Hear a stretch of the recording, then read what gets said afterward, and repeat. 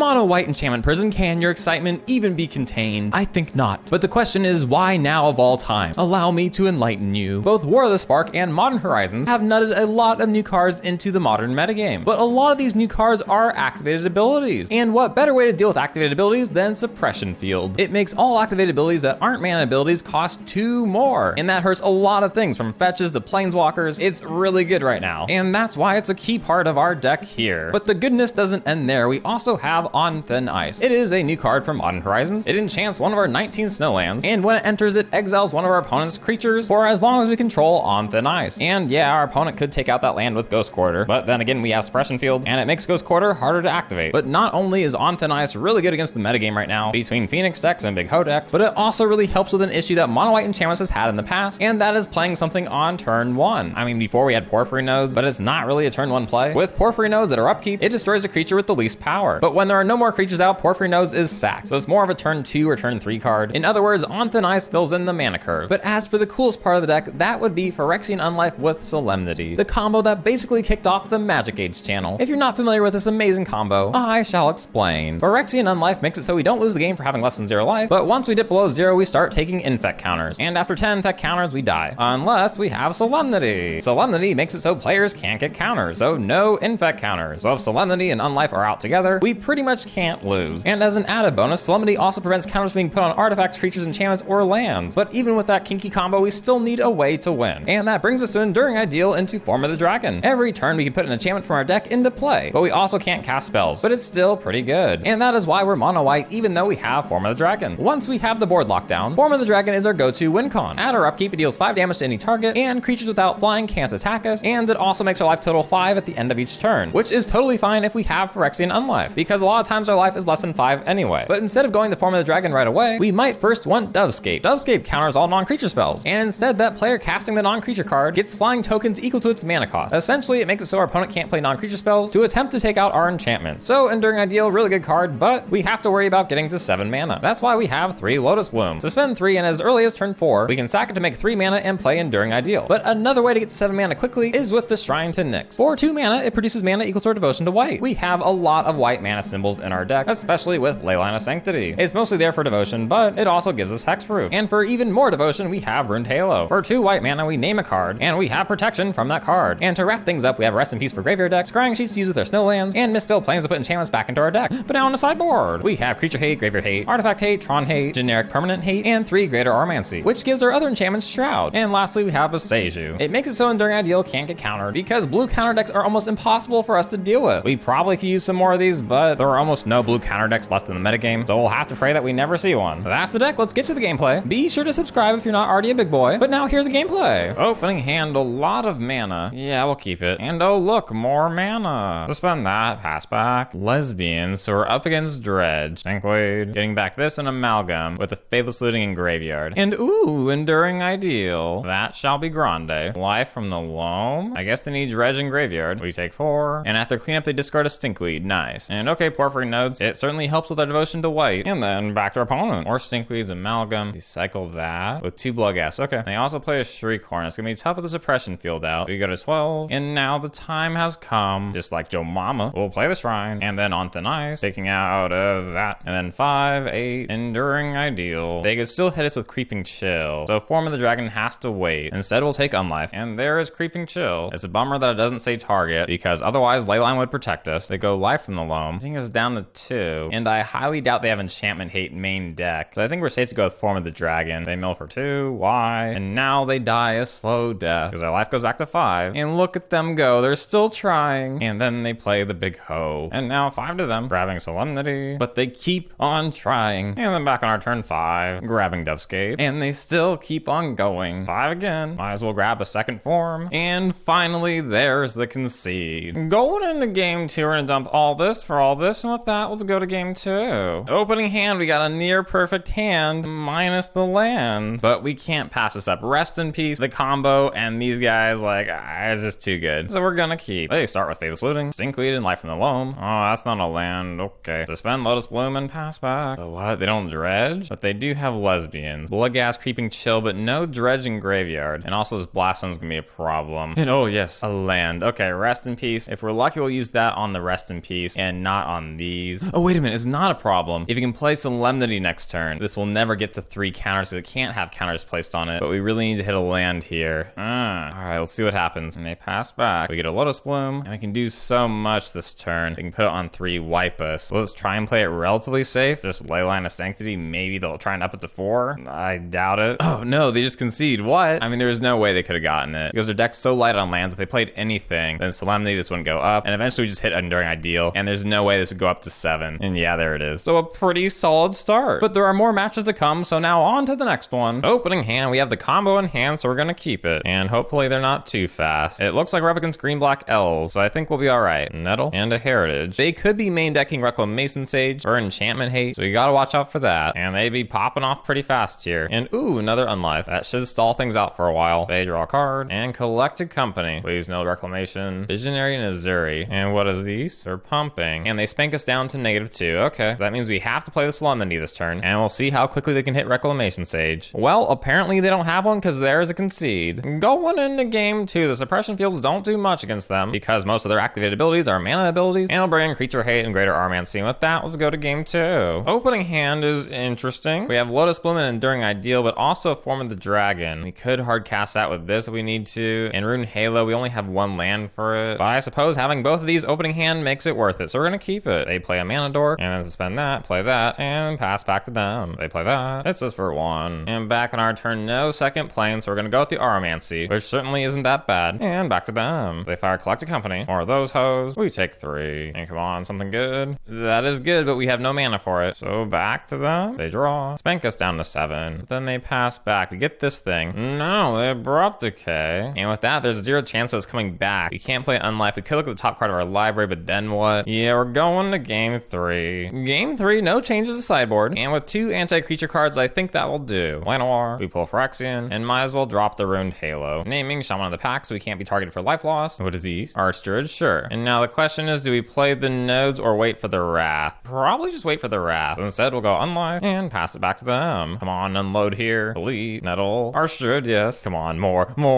Okay, no more, but that was enough. Enough to make me happy and ponce. And now, badoom. Quite satisfying. 2 cards in hand. Oh, and they pass back. Greater Armancy, cool. So we shall Greater Armancy, and then another Unlife, and then back to them. Llanowar, and Form of the Dragon. That doesn't help us, so we'll use Scrying Sheets. Land, cool. I mean, not cool, but cool. And then back to them. They play Heritage, hitting us for 1, and they pass back. Another land, goody. So we'll do this. Ruined Halo, meh. Next time, we'll do that at our upkeep, and instead of hitting us for 2, they just pass back, which means they have Collected Company. All right, look at the top card. Oh, wait, I already knew what the top card was. Yeah, okay. I was just correcting my mistake from last turn, and I suppose we'll play both of these. Ruined Halo, naming Nettle Sentinel, then the nodes, and then back to them. Collected Company it is, but not really anything. What disease? Collected Company, hitting 2 Visionaries, and they do have a Reclamation Sage. We'll have to take out the Armancy. They hit us for 1, and then top card. Solemnity, nice. Nodes kills that, and now here's one more problem for our opponent. They draw. I wonder how many Reclamation Sages they have. Definitely a few. Llanowar, look at the top card. Yep, we'll have to pass back to them. They could deal 9 this turn. If they have a Sage in hand or a way to get a Sage, then that will be lethal. Oh, but they don't attack with everything. And then they just pass back. And then Sheets. Greater Armancy, okay. That will make things much harder for our opponent. Oh no! Not good. Not good at all. We'll likely get 1 more turn. They play Shaman of the Pack, but we can't be targeted because of Ruined Halo. We dropped to -3. Top card Solemnity. Oh, that's crazy. Just when I thought it might be over, it just never ends. They play Nettle. They also have a Westfield Abbey. What? They attack us? Do they know how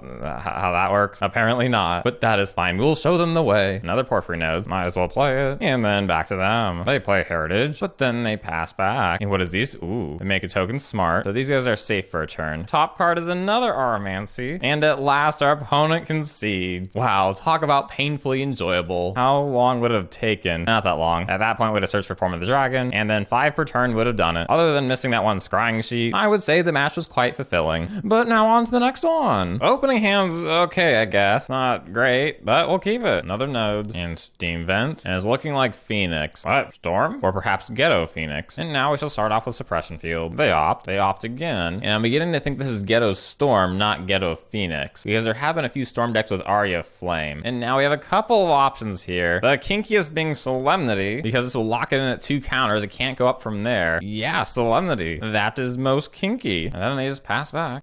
We could play Ruined Halo naming that, but Leyline of Sanctity also takes care of that, and I'm not quite sure what they have to threaten us with, but I suppose we can afford to do Ruined Halo just for the mana, basically. Try and get more devotion to white. Yeah, it feels kind of bad. You know what? Ritual? Oh, wait a minute. It's not a May ability. Oh, they're gonna be taking 2 damage each time they play a card. That is most grande. Ooh, Gifts Ungiven. And I'm really questioning what their game plan is here. There's probably Echoing Truth somewhere in the deck, and they only have 1 card in hand. So I suppose just take the ritual. Yeah, they just pass back. Lotus Bloom, sure, back to them. They opt. And now I kind of regret putting out Solemnity. Sleight of hand. Because without Solemnity, they would be taking a lot more damage. And then they just pass back. Land, Leyline of Sanctity. Now extra protection, back to them. Visions, and Electromancer. Oh, Form of the Dragon hand. Alright, we'll have to work with it. Play the nodes, and back to them. They swing for 2. Such a valiant attempt. Lotus Bloom comes down, this goes to Jesus. And now we have a bit of a problem. If we play Enduring Ideal, we can't cast these ever. And we could lock it down, just let it go to mill. Do we really want to do that? I mean, it'll work, but I suppose it's worth the risk just to go Form of the Dragon. We lose 20 life. What is these? Ritual. Is they going for it? Ritual again. Manamorphose. Manamorphose, they have 1 more spell they can cast. And there we go. I've never seen anyone lose to their own Aria of Flame. That is most gangster. That Solemnity, though, could have been a lot more gangster without it. Going into game 2, we're gonna dump all this for all this, and with that, let's go to game 2. Opening hand, we got Leyline of Sanctity, Aromancy, Lotus Bloom with Enduring Ideal. Yeah, that is most acceptable. Lotus Ram, they pass back. Ruined Halo, spend this, play that. And how should they go about this? Oh, too slow, big boy. Because now we'll drop down Aromancy. What is these? Oh, big boy knows his stuff. Okay, this might be a bit challenging. Back to them. They opt. And I wonder if they have Empty the Warrens. That would be tough because we can't use Ruined Halo to name Goblin tokens. Only actual cards. But now I suppose we go Ruined Halo. And I have a feeling they want us to name Aria of Flame. So instead we'll name Grape Shot. Because they could have Echoing Truth, bouncing this and trying to hit us next turn. They go Manamorphose. Manamorphose again. But then they fizzle out. Lotus Bloom comes down. And what is this? A Braid, sure. We got a second Lotus Bloom coming in 2 turns. Interesting. Damping Sphere will play that to make things extra tough on them. But then they pass back. And we pull Phyrexian Unlife, will play that. And pass back. And then our opponent passes back. With the Damping Sphere, we can't play this turn. So instead we'll go Ruined Halo. Might as well name Aria Flame. And back to them. They pass back to us. And should we go for it? Yeah, I'll risk it. Even though a Spell Pierce could take it out. Nope, it works. Let's just make this as painful as possible. Greater Aromancy. Back to them. And in the face of greatness, they concede. Well, I had fun. So now on to the next one. Opening hand, 2 Enduring Ideals is not great, but yeah, I'll keep. We pull land, play it. And how interesting. More creature hate, play that. They fetch, and fetch again. Jeskai? And Geist of Saint Trap. Porphyry Nodes will take that out. So play that, pass back. They swing for 6. Geist goes to Jesus. And more creature hate. Might as well try Solemnity. And they counter decks are really tough for enchantments, and our win streak might come to an end here. But it really depends on how much counter they have. Play another Nodes, and back to them. Young Pyromancer. Uh-oh, SpaghettiOs. We take 6, and they helix us down to 5. Elemental dies, and it's really not looking good. We'll take that. And then Ruined Halo to prevent that and that we die. Alright. So we're going to game 2. Going into game 2, we'll try our best. We'll bring in Boseiju, dumping all this, and with that, let's go to game 2.